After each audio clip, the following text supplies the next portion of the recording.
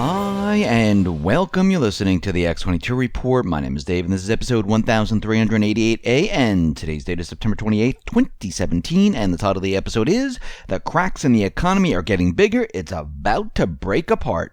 Now, before I get started, I just want to make an announcement. Yesterday, I uploaded an interview with Lynette Zhang. It is on the X22 Report Spotlight YouTube channel, or you can go to x22report.com. Just scroll down a little bit, look over to the right-hand side. You can play the video on the site, or you can go to newssentinel.com. Same thing, scroll down a little bit, look over to the right-hand side, and you can play the video there, or go to Steemit. You can go to steemit.com/@X22Report. You can play the video on Steemit. Let's get into the economic collapse financial news. Now, it looks like the situation with the global economy, it is getting worse and worse day by day. Now, I know the corporate media, they're not out there really reporting on this, but when we start to look at all the different countries and we start to put all the pieces together, we're starting to realize that, yeah, things aren't going as well, and they're turning up in all different areas.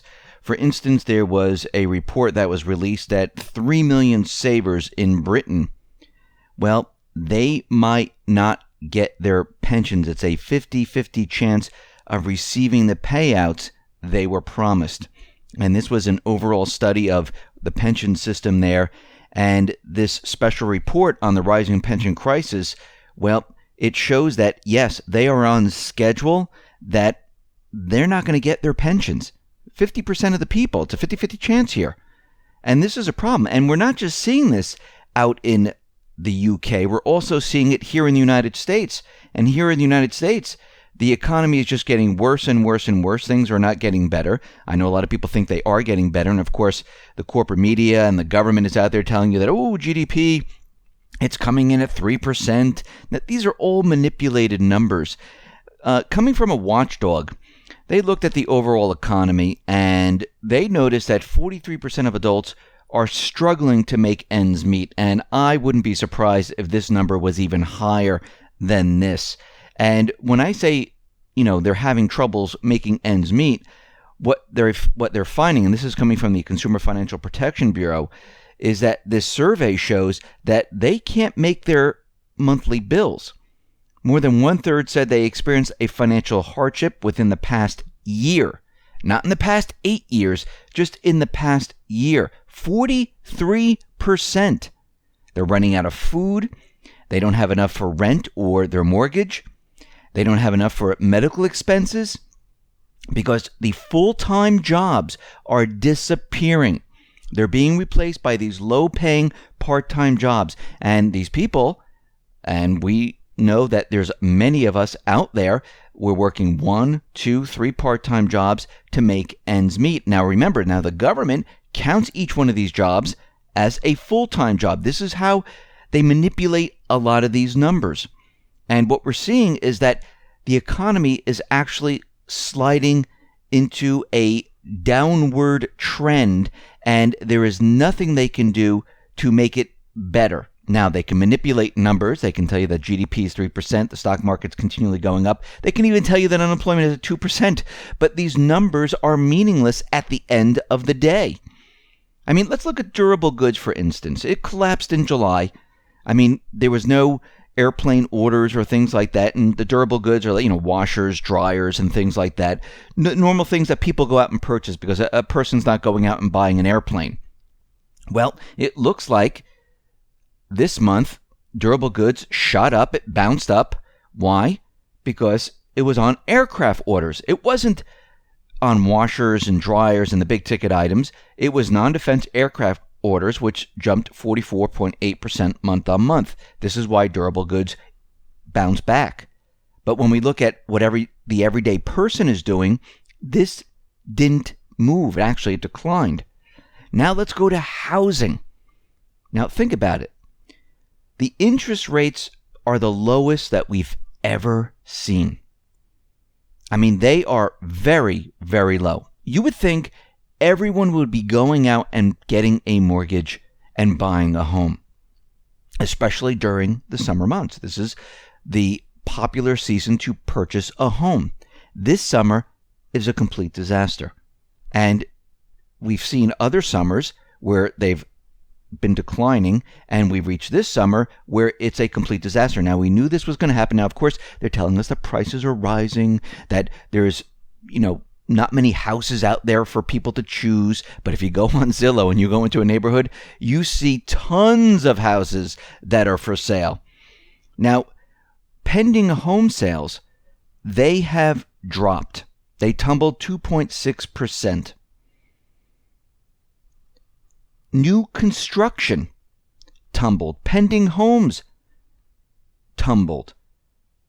They're all declining. Now, Lawrence Yun, the National Association, the chief economist of the National Association of Realtors, he is saying, now we just have to listen to him and what he says because a lot of it's wrong. I mean, back in the 2008 crisis, he told us that the housing problem would be over in the spring of 2009, and he was completely wrong. He thought it was going to bounce back in the winter of 2008. Had no idea what was really going on here. But he's saying that this summer's terribly low supply levels have officially drained all of the housing market's momentum, and the housing market has stalled. Now, the housing market has stalled because people don't have jobs. People don't feel comfortable in their current work situation. They're not saving the money. 43% of the people can't even make ends meet. And they're trying to convince us that it's because there's just no houses on the market. Now, remember how they created this fantasy. They had hedge funds, investment companies, foreign buyers. They all got cheap money, very, very low interest rates. In some cases, 0%. They went out and they bought homes in droves, thousands upon thousands upon thousands. And they held on to them. And they tried to rent them, but they were told not to sell them. Banks didn't foreclose on homes. Foreign buyers came in, like the Chinese. They started to purchase homes. And down in Miami and Florida, you had the South Americans coming in and buying a lot of these condos that they were building. And remember, this is all speculative. We know what happened in 2008. Well, that whole thing just completely crashed on itself. And what we're seeing right now is the same exact thing happening.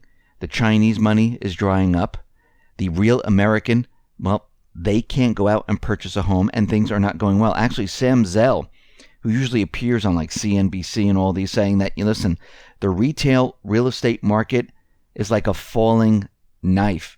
And he's talking about the commercial real estate out there, and we know there's a lot of stores that are closing, and he's saying there's just so much space out there. He goes, this is going to be a complete disaster. Take that, take the real estate market, combine them both. This is going to be a complete disaster. When this thing comes down, the real estate market is going to bring everything else down. And it's going to be a complete and utter disaster because it's connected to construction, to lumber, to the electrician, to asphalt, to steel, to you name it. It is connected to almost everything. Home furnishing, Home Depot, Lowe's, all these stores, it's all going to come to a screeching halt. And this is what we see right now. We see the cracks. We've been watching the cracks, and they're spreading apart, and the economy is imploding on itself.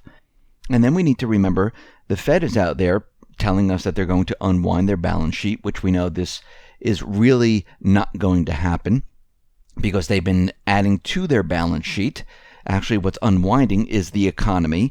They also talked about inflation, and the other Fed houses talked about inflation, and they came up with different calculations saying that inflation was much higher than the Fed's calculation.